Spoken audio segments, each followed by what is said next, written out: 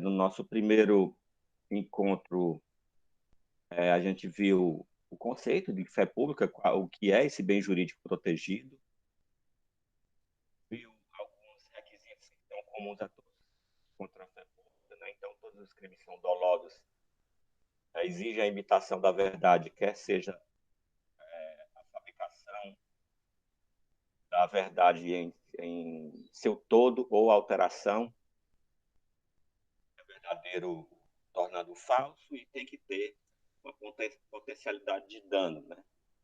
Tem que ter idoneidade a enganar as pessoas, né? Considerando a teoria do homem médio.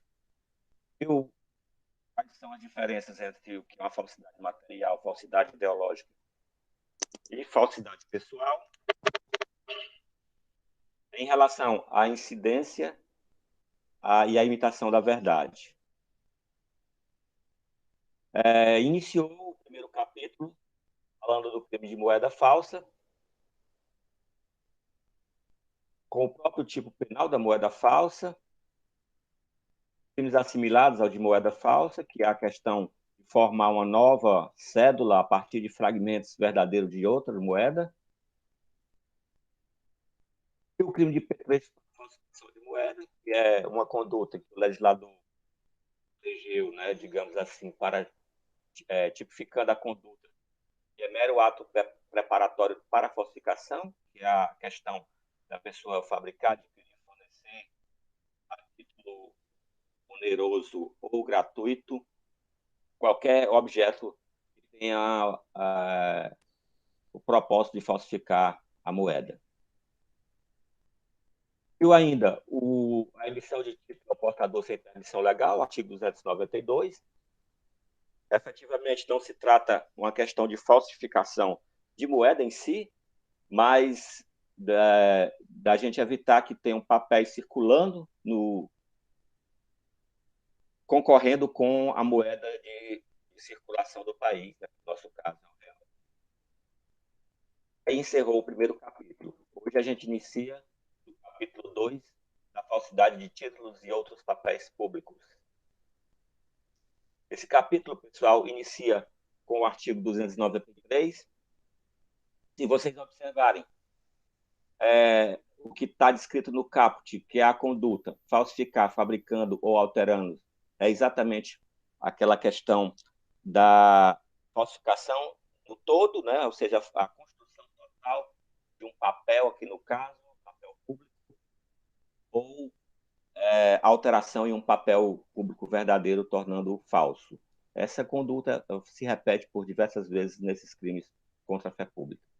E aí, pessoal, o que vai ser de mais difícil entendimento aqui no artigo 293, a meu ver, seria a gente ter conhecimento do que é o objeto material de que trata esse crime.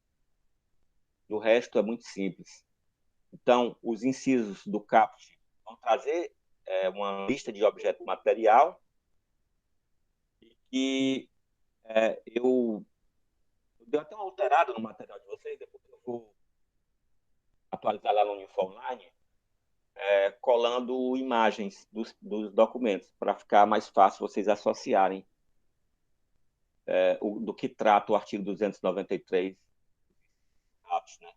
Sendo que o primeiro traz logo selo destinado a controle tributário, papel selado ou qualquer papel de emissão legal, destinado à arrecadação de tributos.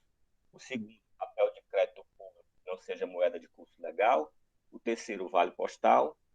O 4, cautela de penhor ou caderneta de depósito de caixa econômica ou de outro estabelecimento mantido por entidade de direito público. Talão, recibo, guia, alvará ou qualquer outro documento para arrecadação de rendas públicas ou a depósito ou calção, porque o poder público seja responsável. Isso é o conteúdo do inciso 5. O 6, que passe o conhecimento de empresas de transporte administrada pela União, por Estado ou por município. A gente vai ver o que é um a um desses incisos. Logo, fazer a leitura de todo o dispositivo, para depois a gente analisar um a um. O parágrafo primeiro seria uma conduta equiparada, né, ou equiparação de penas, né? Então, não é quem falsifica, fabricando, alterando, mas quem, em relação a qualquer um desses papéis que são elencados nos incisos do caput do artigo 293, pratica as seguintes condutas: usa, guarda, possui ou detém qualquer dos papéis falsificados a que se refere a esse artigo. Importa, exporta, adquire, vende, troca, cede, empresta, guarda, fornece ou restitui à circulação selo falsificado destinado a controle tributário. Importa, exporta, adquire, vende, expõe à venda, mantém em depósito, guarda, troca, cede, empresta, fornece, porta ou de qualquer outra forma utiliza próprio alheio, exercício da atividade comercial, industrial, produto ou mercadoria. E aí, o inciso terceiro, né? A gente vê que nós temos aí uma lista de nome de verbos que não se referem à conduta de falsificação, mas a outras condutas que o legislador acha que é tão grave que deve ser punido com a mesma pena de quem falsifica. E o inciso terceiro traz as alíneas de que se refere às condutas em relação a essa atividade comercial ou industrial. Então, aqui tem sido aplicado o selo que se destina a controle tributário falsificado. Então, aqui o objeto material passa a ser a mercadoria em si. B, selo, sem selo oficial, nos casos em que a legislação tributária determina. Então, essas são essas duas hipóteses do inciso terceiro, que aí se refere à própria mercadoria que tem a exigência do selo tributário. O parágrafo 2º é uma conduta que a gente já deu uma analisada quando viu a questão da falsificação de moeda, que é suprimir em qualquer desses papéis, quando legítimos, aí o objeto material passa a ser o papel original, o papel não é falso nesse caso, com o fim de torná-lo novamente utilizáveis, né, carimba o sinal indicativo de sua utilização. Então, o papel ele é verdadeiro, foi recolhido, está sinalizado que não pode mais circular, e aí a pessoa retira essa sinalização, por exemplo, apaga um carimbo. E aí o parágrafo terceiro se refere à conduta equiparada do parágrafo 2º, né? Quem usa depois de alterado. Então, existe a conduta para quem altera e existe a conduta para quem usa o papel alterado. E o parágrafo 4 também tem algo semelhante lá no crime de moeda falsa, a gente já analisou. Aqui, no caso, tem natureza jurídica de privilégio. É quem recebe de boa fé esse papel e depois, tendo conhecimento da falsidade do papel, coloca em circulação para evitar um prejuízo. E o parágrafo 5º, pessoal, é norma penal explicativa. Esse parágrafo 5º ele vai estabelecer o que vem a ser a atividade comercial a que se refere o inciso terceiro do parágrafo 1º. Então, aqui é para não deixar dúvida que o comércio a que se refere aquele dispositivo não é somente o comércio regular, certo? Mas qualquer forma de comércio. Por exemplo, camelô, sacoleiro, né? Quem faz venda de garagem, né?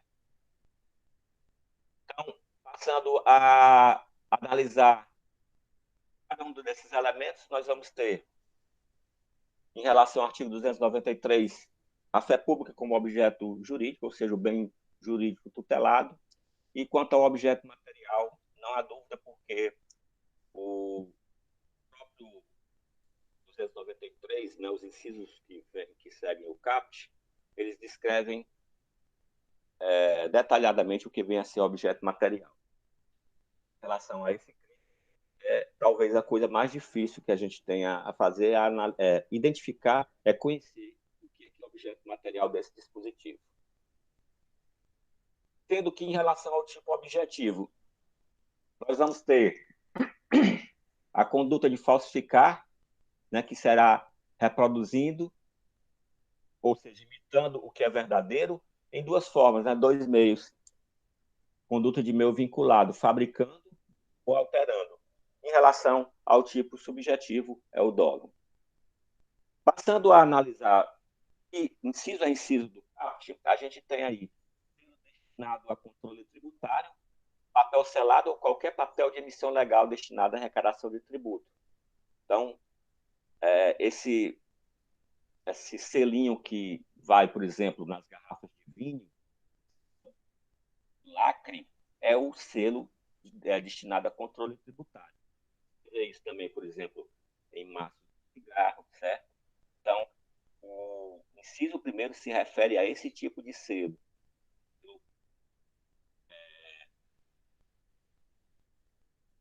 Não apenas a esse papel, mas pode ser uma chancela, né? Ou seja, feita com a máquina que estampa um relevo num documento, e desde que esse tenha a finalidade de comprovar pagamento. Em seguida, o inciso 2 fala em papel de crédito público que não seja moeda de curso legal, ou seja, aquele papel de dívida pública, certo? Que o Estado lança, no sentido de conseguir dinheiro, né, para financiar seus serviços. Por exemplo, qualquer título de crédito, né, título da dívida pública, quer seja federal, estadual, municipal. Então, o Estado emite esse papel, né, o cidadão compra e o Estado garante o retorno desse investimento, né? Então, é um investimento até relativamente seguro, né? Analistas de crédito indicam até que é mais um investimento melhor do que poupança, porque rende mais e tem a garantia. Quanto a Vale Postal, é um título de crédito, certo? Que é um meio que você utiliza as agências do correio para transferir dinheiro, né, de um local para o outro, notadamente locais onde não tem agência bancária, já vista que os correios têm uma capilaridade maior do que os próprios bancos. Só uma observação é que no que se refere aí ao Vale Postal, ele está derrogado pelo artigo 36 da Lei 538, é o que regulamenta o serviço postal, certo? Então, não mais é utilizado o dispositivo do Código Penal. Então, tudo que se referia a correio, selo, vale postal, certo? Hoje nós não aplicamos mais o Código Penal de 78. Cautela de penhor, caderneta de depósito de caixa econômica ou outro estabelecimento mantido por entidade de direito público. Então, nesse caso, pessoal, só interessa para a gente aqui o que é cautela de penhor, pois o que é caderneta de depósito de caixa econômica, estabelecimento mantido por entidade de direito público, isso não existe mais. Então, toda a movimentação bancária, quer seja feita em relação a contas correntes, como em relação a caderneta de poupança, são feitos por meio eletrônico. E aí eu posso exemplificar para vocês como é que isso funcionava no passado. Isso não era nem do meu tempo, certo? Mas antigamente as cadernetas de poupança, realmente, eles têm esse nome de caderneta porque existia um livretozinho mesmo, uma caderneta. Então, toda vez que você fazia um depósito, o caixa anotava o seu depósito e atualizava o saldo. Se você fazia um saque, a mesma coisa. Por isso que existe essa previsão legal no artigo 293, apesar de existir mais. Quanto à cautela de penhor, esse sim. Então, por exemplo, se você está precisando de dinheiro, você pode ir até uma caixa econômica, né? E deposita, por exemplo, uma joia e recebe essa cautela, né? Que é um título indicativo referente ao valor daquele bem penhorado. Depois, quando você quer resgatar o bem, você se dirige até lá a Caixa Econômica com o documento e paga, né, o valor tratado anteriormente e aí resgata dessa vez o objeto que foi penhorado, né? Então, esse título de crédito, inclusive, pode ser pode circular, né? Você pode repassar para outras pessoas. Balão, recibo e alvará ou qualquer outro documento relativo à arrecadação de rendas públicas ou depósito calção, porque poder público seja responsável. Então, nós vamos ter aí que o legislador utilizou a interpretação intra legis, né, ou analógica. Então, nós vamos ter qualquer documento relativo à arrecadação de rendas públicas ou depósito ou calção, como, por exemplo, talão, recibo ou alvará, né? Que, na verdade, esses quatro aí são exemplos do documento relativo à arrecadação ou depósito que o poder público é responsável. Então, talão seria aquele carnê, né? Então, talonário, carné, tem normalmente em outro, né? Em um certificado, vai pagando, destacando. Por exemplo, carné de pagamento de IPTU. Recibo seria uma declaração de quitação. Então, você dá, né, quando, por exemplo, alguém faz uma compra e, ao efetuar o pagamento, ele é dado o recibo, né, comprovando que o pagamento foi realizado. E formulário para o pagamento de determinadas repartições públicas, né, ou entes. E aí as guias podem ser emitidas por qualquer ente federativo. Então, nós temos, por exemplo, as guias de arrecadação municipal, chamadas DAN, né? As guias de arrecadação estadual, né? Chamado DAI, e na arrecadação federal nós temos o DARF. Existem outros, né? Por exemplo, utilizados por outros órgãos da administração pública, né? Por exemplo, órgãos como o INSS, né? Tem guias de arrecadação, né? Por exemplo, o GPS, né? Alvará seria um documento exarado por autoridade judicial administrativa para autorizar o depósito ou a arrecadação. Por exemplo, se você tem uma ação judicial, né, vamos supor, na Justiça do Trabalho, e aí você ganha a causa, né, o seu empregador anterior, ele faz um depósito judicial numa conta que o Estado é responsável. Como é que você vai sacar esse dinheiro se a conta é de responsabilidade do Estado? Aí o juiz emite esse documento que autoriza você a sacar aquele valor. 6. Bilhete, passe ou conhecimento de empresa de transporte administrada pela União, por Estado ou por município. Então, se refere aí à passagem, né, que a pessoa adquire para fazer uso do transporte público. Agora, vejam só, não é do transporte público, é de empresa de transporte administrada pela União, pelo Estado ou pelo município. Hoje, eu desconheço a empresa de transporte de passageiro. Pode ser que ainda tenha no local do Brasil, mas aqui, por exemplo, não tem mais. Né? Antigamente nós tínhamos uma empresa de transporte municipal, que era a CTC, e aí teríamos um exemplo a dar em relação a esse bilhete ou passe. Em relação ao conhecimento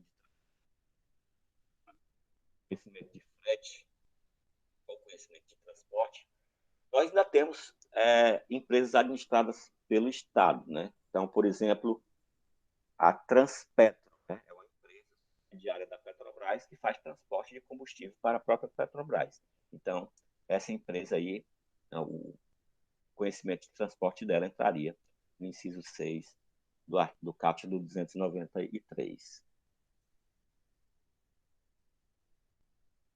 Em relação à classificação do crime, pessoal, esse crime é comum, é formal, basta que circule qualquer um desses documentos, desses papéis falsificados.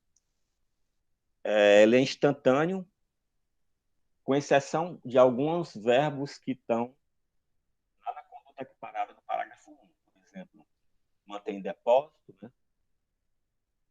Guardar, então isso aí é crime permanente.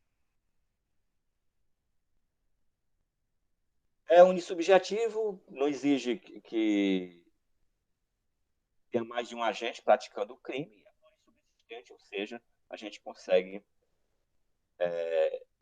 visualizar, né, a fragmentação da fase de execução do crime, sendo possível, assim, a tentativa do crime.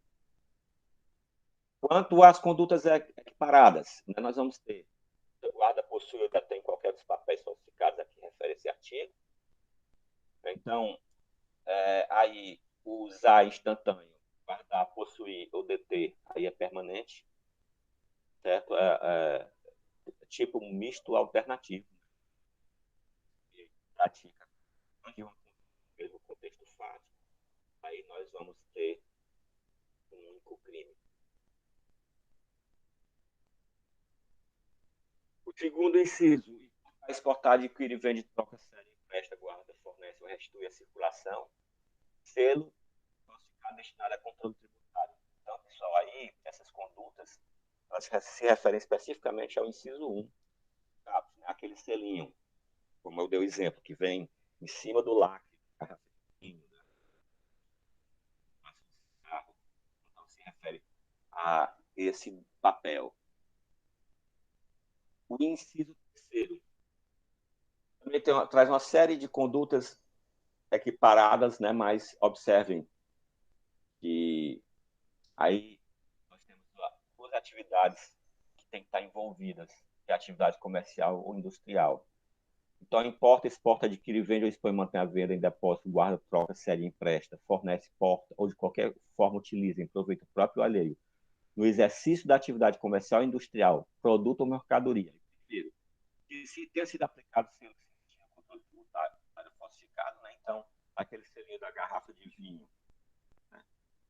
Aqui, por exemplo, vai punir quem vende a garrafa de vinho com o selo falsificado, né? Não é quem falsifica ou faz circular o selo, mas quem faz o comércio ou a industrialização do produto com o selo falsificado.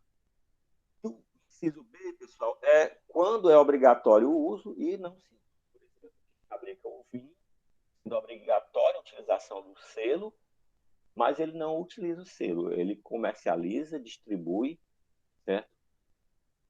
Sem o cumprimento dessa exigência formal aí. Como eu já disse, logo no início do comentário, esse parágrafo 2º, suprimir em qualquer desses papéis, quando legítimos, com o fim de torná-los novamente utilizáveis, carimbos não indicativos de sua utilização. Ele é o mesmo lá que a gente tem previsto na moeda falsa, né? Nesse caso, o objeto material, o papel é verdadeiro, só foi retirado de circulação e foi indicado que ele estava fora de circulação por meio de algum sinal, de algum indicativo. E a conduta aqui é a retirada do sinal.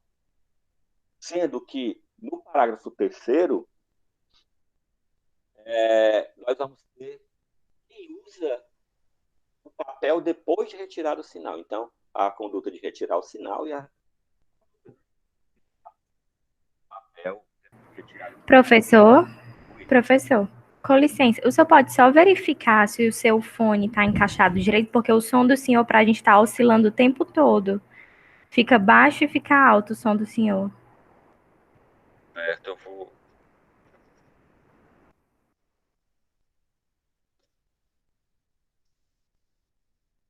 Melhorou agora?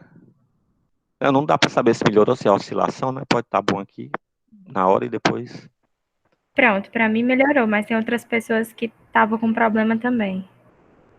Certo, qualquer coisa vocês podem avisar aí que eu vejo o que é que eu posso fazer, porque eu já troquei o microfone da última aula para essa porque estavam reclamando.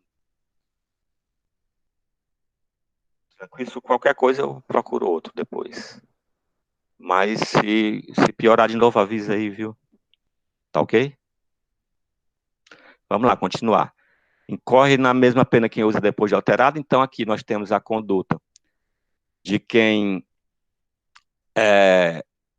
faz uso daquele papel que foi retirado o sinal indicativo que ele estava fora de circulação, observando que se quem circula esse papel é o mesmo que retira o sinal, então a gente vai ter um único crime, certo?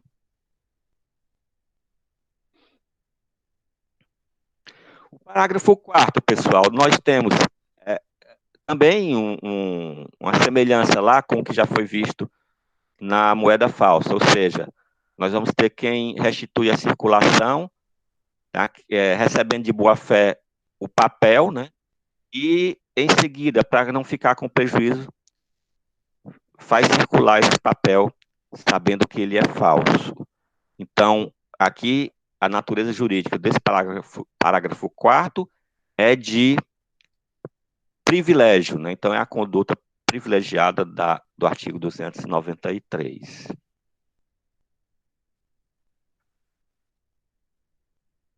Em relação aos demais elementos do tipo, o sujeito passivo é o Estado. Então, nós vamos ter o titular do bem jurídico, fé pública, né? Sempre será o Estado. E o tipo objetivo aí vai ser, em relação ao núcleo, essa série de verbos aí que eu já repeti por diversas vezes.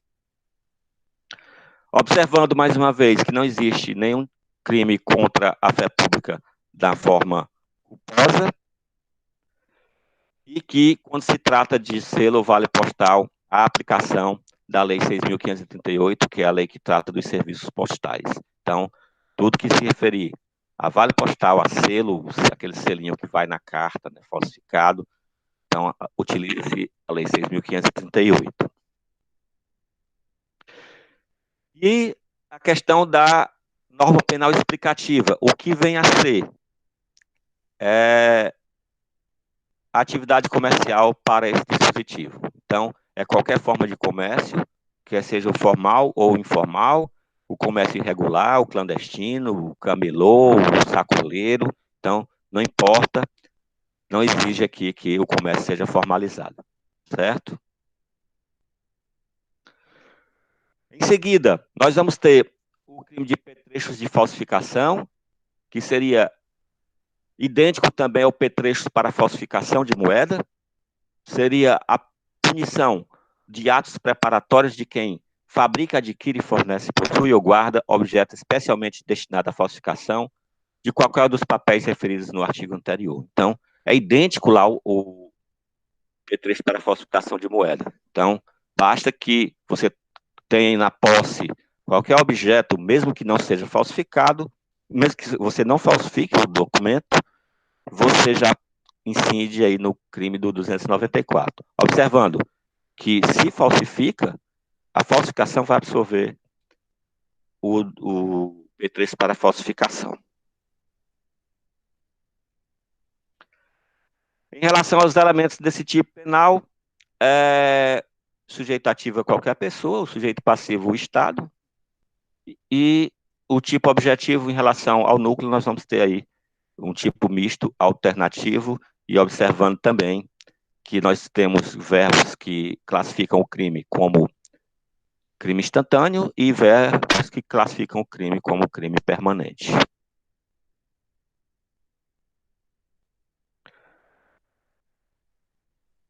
Pessoal, cuidado com o artigo 295, né? Por diversas vezes, né, nos crimes contra a incolumidade pública, eu disse, olha, vocês vão esquecer desse artigo, né? Lembram do artigo 258, do 263, do 285? Aqui é mais ou menos a mesma coisa. Nós vamos ter uma causa de aumento de pena do 295, e essa causa de aumento de pena é em relação à posição que ocupa o sujeito ativo, né? Então, se o agente é funcionário público e comete o crime prevalecendo-se do cargo, aí a pena é aumentada em sexta parte.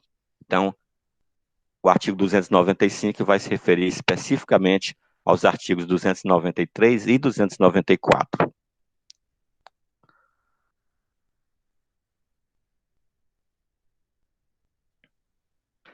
Dando sequência, nós vamos ter a falsificação do selo ou sinal público. Esse aqui é mais simples da gente entender, né? Porque o objeto material a que se refere, esse tipo de pena é de mais fácil visualização. Então, seria falsificar, fabricando ou alterando, né? A conduta é idêntica ao 293, certo? Sempre a conduta de falsificar e os meios, né? Fabricando, ou seja, confeccionando em seu todo o papel ou alterando, pegando algo que é original e transformando em falso. E aí se refere a selo público destinado a autenticar atos oficiais da União, do Estado ou do município, e selo ou sinal público por lei, atribuído por lei à entidade de direito público, autoridade ou sinal público de tabelião. Então, não é difícil a gente identificar o que vem a ser esses papéis, né? Então, em relação aos principais elementos do tipo, a mesma coisa do anterior, né? Sujeito passivo, o Estado, sujeito ativo é crime comum, o objetivo em relação ao núcleo seria falsificar, né, nas duas formas, né?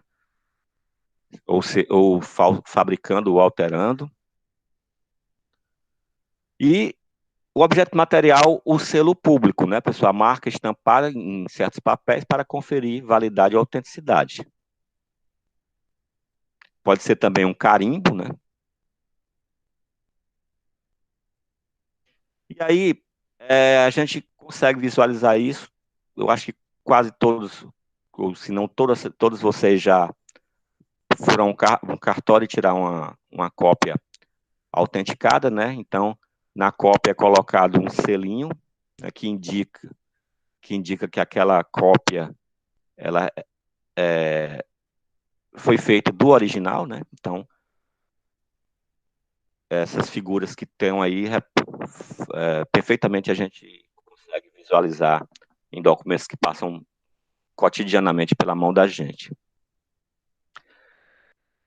Com relação a selo ou sinal, lembrando que pode ser um carimbo, né? Então, pode ser que um órgão da administração pública, ele emita um documento oficial e aí carimbe e tem lá a assinatura do responsável. Então, esse carimbo também é objeto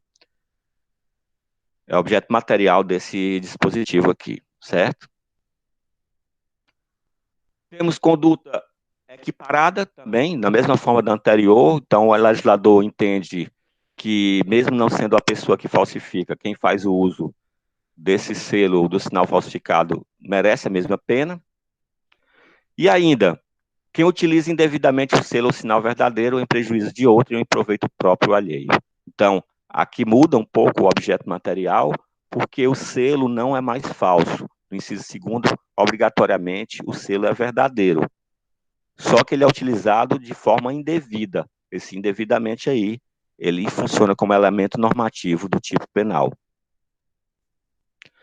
Também quem altera, falsifica ou faz uso indevido de marcas, logotipos, siglas ou qualquer outros símbolos utilizados ou identificadores de órgãos ou entidades da administração pública. Por exemplo, PMF, né? Prefeitura Municipal de Fortaleza, é uma sigla. MPF, Ministério Público Federal. Então, quem usa indevidamente essas marcas, esses logotipos, né? O logotipo da Prefeitura de Fortaleza, ou aquele da Defensoria Pública do Estado do Ceará, também vai responder por esse tipo penal. Observem, daqueles requisitos que tem logo no começo do nosso comentário sobre os crimes contra a fé pública, né, pessoal?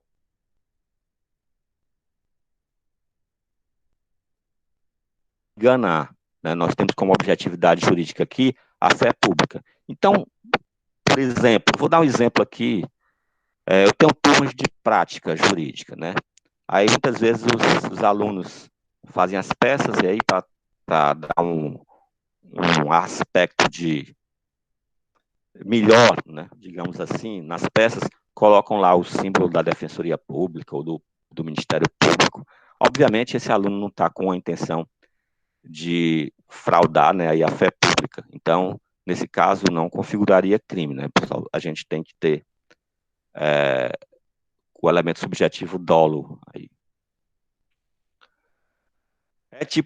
É um tipo misto, alternativo também, né? Então, nós temos aí vários verbos que, se praticados em um mesmo contexto fático, nós vamos ter um único crime.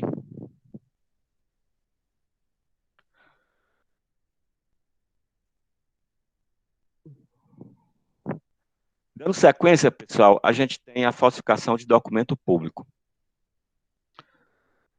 Falsificar no todo ou em parte documento público ou alterar documento público verdadeiro. Pessoal, para que a gente entenda o que é documento público, a gente primeiro tem que entender o que é documento, certo? Então, nós temos o conceito de documento, que ele tem a forma escrita, elaborada por pessoa determinada, com conteúdo revestido de relevância jurídica e eficácia probatória. Então, isso é o conceito de documento. Então, tem que ser escrito, tem que ser elaborado por uma determinada pessoa, né? Não pode ser um papel anônimo, e tem que o seu conteúdo revestido de relevância jurídica, né? Ou seja, pode ser utilizado como meio probatório. Porque a partir do conceito de documento é que a gente, de forma subsidiária, acrescendo um novo elemento, é que a gente tira o conceito de documento público. Então, a gente tem que acrescentar ao conceito de documento que ele tem que ser confeccionado por funcionário público no exercício de suas funções. Então, o documento público seria na forma escrita, elaborado por pessoa determinada, e essa pessoa determinada tem que ser um funcionário público no exercício de sua função, com conteúdo de relevância jurídica e eficácia probatória.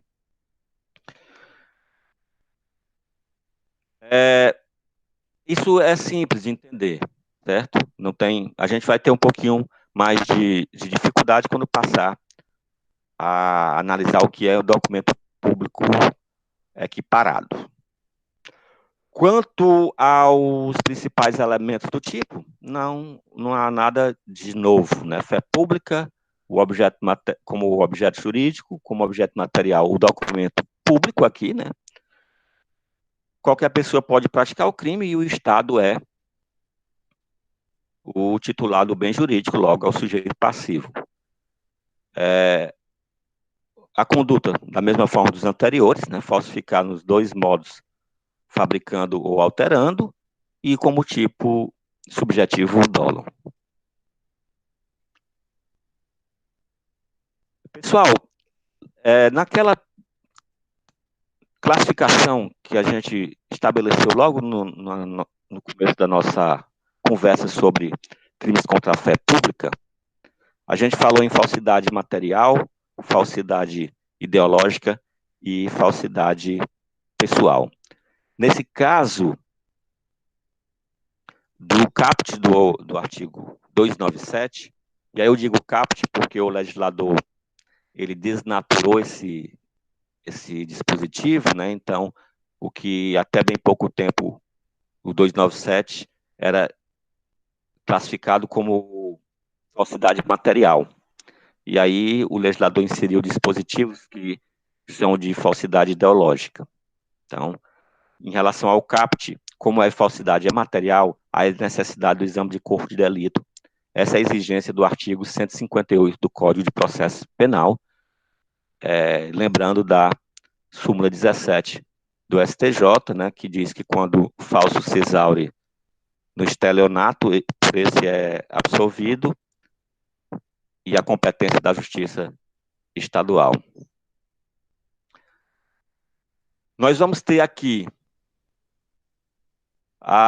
uma causa de aumento de pena em relação à posição que ocupa o sujeito ativo também, né? Então, esse crime é comum, mas para que haja a aplicação da causa de aumento de pena, aí ele deve ser funcionário público, prevalecendo-se do cargo para essa falsificação.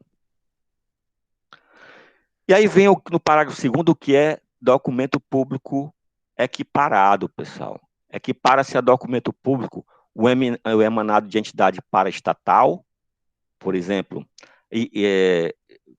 sociedade de economia mista, porque para esse dispositivo, o conceito de entidade paraestatal aqui, pessoal, ele vai diferir um pouco lá dos conceitos da administração, do direito administrativo, certo? Então, autarquias, fundações, sociedade de economia mista, empresas públicas, todo documento que essas empresas emitem, eles são considerados documento público. Título ao portador transmissível por endosso, e aí o exemplo mais clássico seria o cheque. O cheque é um título de crédito que pode ser ao portador ou transmissível por endosso. Certo?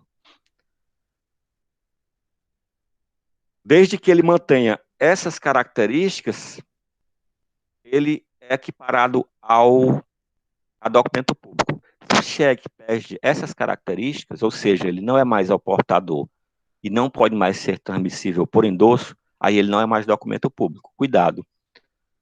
Então, o cheque é um exemplo de título ao portador transmissível por endosso, mas desde que ele seja ao portador transmissível por endosso.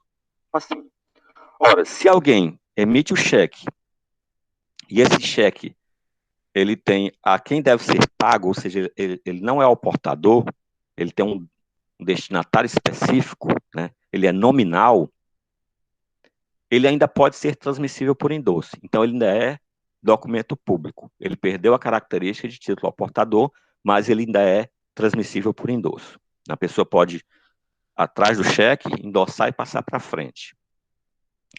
Acontece que se esse título de crédito ele for devolvido por insuficiência de fundos, ele não pode mais ser transmitido por endosso. Então, aquele cheque que é nominal e foi devolvido por insuficiência de fundos, ele não é mais documento público, ele passa a ser documento particular. Certo? Então, tenham cuidado em relação ao cheque, como documento equiparado a documento público. Observem, ele não é documento público, ele é equiparado a público e ele vai perder a característica dessa equiparação se ele perder as características de ser ao portador ou transmissível por endosso. As ações de sociedade comercial, essas que são comercializadas em bolsa de valores. Os livros mercantis e o testamento particular. Os livros mercantis são aqueles livros, tanto que são obrigatórios como os que são não obrigatórios, né? Por exemplo, livros contábeis, caixa, livro de estoque, razão. E o testamento particular. Cuidado, pessoal, com essa questão do testamento particular, porque como tem o particular no nome, né, para você não se confundir, testamento, mesmo tendo o nome particular, ele é equiparado a documento público. Esse dispositivo do parágrafo 2º é norma penal em branco, porque, por exemplo, quando eu tenho que identificar o que é um título ao portador transmissível por endosso, eu tenho que recorrer a uma outra norma, por exemplo, ao direito civil, quando trata dos títulos de crédito.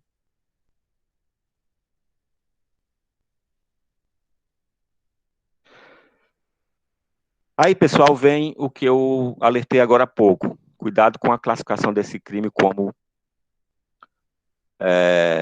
falsidade material, porque a falsidade material, ela para no parágrafo 2º, porque a partir do parágrafo 3º, a falsidade é ideológica.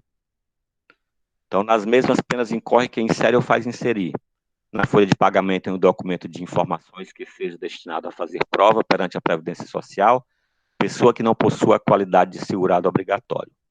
Então, observem, a questão do documento aí, ele é materialmente verdadeiro. A informação que ele contém é que é falsa.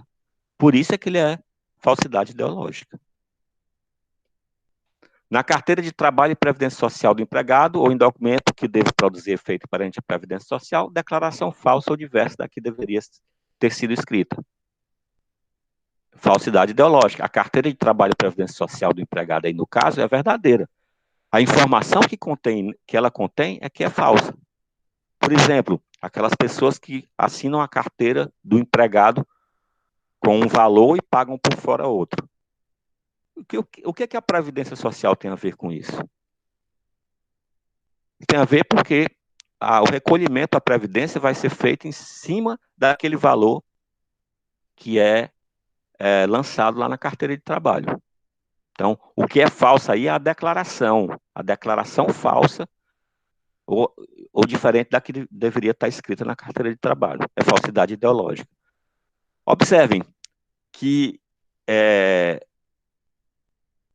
esse parágrafo 3º, além de ter desnaturado a falsificação de documento público em relação a falsidade material, sendo falsidade ideológica, também desnatura o próprio dispositivo no que se refere à proteção da fé pública.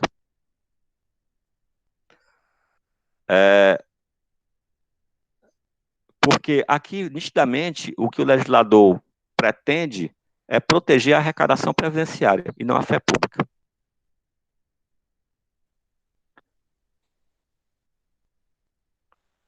Três, em documento contábil ou qualquer outro documento relacionado com as obrigações da empresa perante a Previdência Social, declaração falsa ou diversa da que deveria ter constado. Qual a diferença desse inciso terceiro para os anteriores? Nos anteriores, se referia a informações dos trabalhadores. Aqui não, é qualquer outro documento relacionado a obrigações da empresa perante a Previdência Social. Por exemplo, em relação ao lucro da empresa, existe uma contribuição chamada CSL, que é a contribuição sobre o lucro. Então, informação falsa acerca sobre o lucro vai se inserir aqui no inciso terceiro. Observem, mais uma vez aqui, falsidade ideológica. Nas mesmas penas, incorre quem omite nos documentos mencionados no parágrafo terceiro o nome do segurado ou dados pessoais, a remuneração, a vigência do contrato de trabalho ou de prestação de serviços. Né? Então, aqui envolve não só quem é empregado, mas também aquelas pessoas que prestam serviço e que devem ser, em seu pagamento, deve ser informada a Previdência Social para que seja recolhido os tributos, né, que, de forma geral, né, tributo como gênero. Por exemplo, através do RPA, Recibo de Pagamento de Autônomo. Né, então, isso informa a Previdência Social. Em relação ao artigo 298, nós vamos ter a falsificação de documento particular. A gente já sabe o que é documento, né, pessoal? Então, aquilo que é escrito, elaborado por pessoa identificada em um meio transportável, né, que pode ser utilizado como prova, é documento. Então, se ele não é produzido por funcionário público no exercício de suas atividades, ele vai ser documento particular.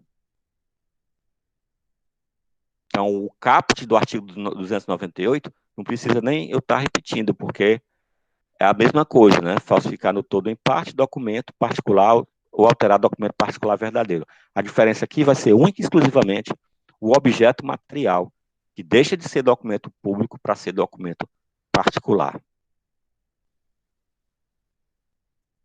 Quanto aos demais objetos do tipo, a mesma coisa, tipo objetivo, né? Nós vamos ter aí o verbo falsificar, em relação ao tipo subjetivo, o dolo, e vale aí a observação que eu já fiz em relação ao cheque, né, que ele é documento público desde que mantenha as características de ser ao portador ou transmissível por endosso. De outra forma, ele é documento particular. Por exemplo, no exame que eu já dei no artigo 297, aquele cheque que é nominal e que é devolvido por insuficiência de fundos, ele não mais pode ser endossado, logo ele passa a ser documento particular. E qual o interesse de um cheque devolvido? Né? Você entrar com ação de cobrança, né? Ele é documento, mas é documento particular.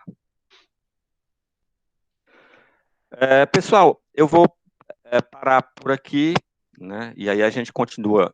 Eu vou parar a exibição dos slides agora, e aí vocês podem ligar os microfones. Eu vou ver o que tem anotado aqui no chat de mensagens para tentar responder vocês. E aí, quem tiver alguma outra dúvida, pode fazer a pergunta utilizando o microfone. Só uma perguntinha. Não deu para ver quem foi que me alertou sobre o microfone. Mas depois que eu mexi aqui, melhorou? Melhorou. Certo. Ok. Não fui eu que falei, mas melhorou. Certo, tranquilo. Só um detalhe. Eu já tinha algumas pessoas me reportado que se alguém ficar com o microfone ligado, causa interferência, certo? Então, eu vi aqui que estava todo mundo com o microfone desligado, então não deve ter deve ter sido isso.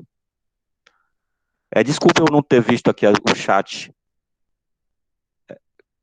que vocês estavam me alertando sobre o áudio, mas é porque eu fico com outra tela aqui para mim, eu só passo para a tela do Meet depois, porque senão eu não consigo ver o slide, porque o slide não aparece para mim.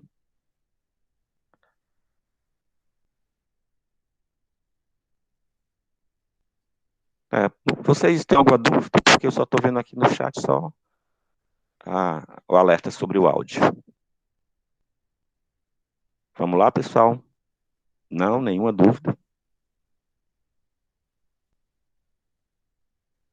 Já que vocês não têm dúvida, a gente se vê na próxima terça, né, pessoal? Quinta-feira a gente não vai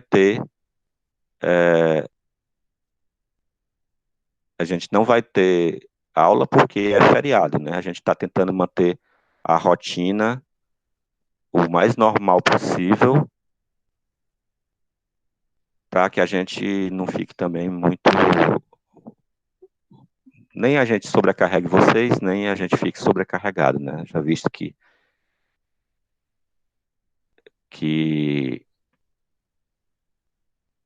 e aí eu vou fazer